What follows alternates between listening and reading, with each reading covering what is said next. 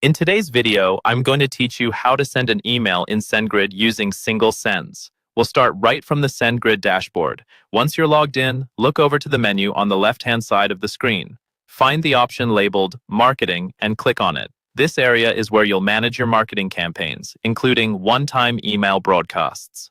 Within the marketing section, look for single sends. Go ahead and select single sends. This is the feature you'll use when you want to send a one-off campaign, like a newsletter or an announcement, instead of an automated sequence. In the top right corner, click the button that says Create Single Send. That will open up the workflow to build and send your email. Next, you'll be asked to choose a template. Here you can pick from three main options. You can use a pre-built Sendgrid design, which is great if you want something polished quickly. You can choose one of your own saved templates if you've created and used designs before. Or you can start from a completely blank template, which gives you full control over the layout and content. Select the option that best matches what you need for this email. After choosing your template, select the design editor.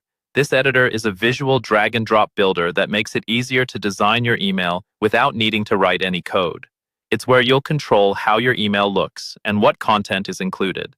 Before you dive into the design, switch to the Settings tab. Here, you'll configure the key details that control who the email is from, what it's about, and who receives it.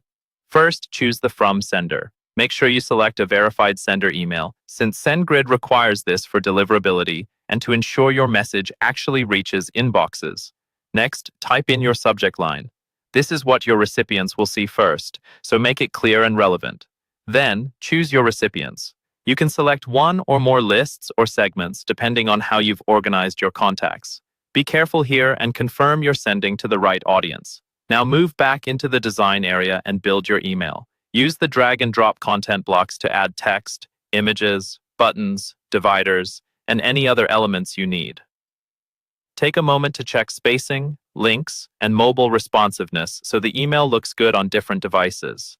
When you're happy with everything, click Review Details and Send. This review screen lets you double-check your settings, subject line, sender, and content. If everything looks correct, you can launch the email immediately or choose the schedule option to send it at a later date and time that works best for your audience.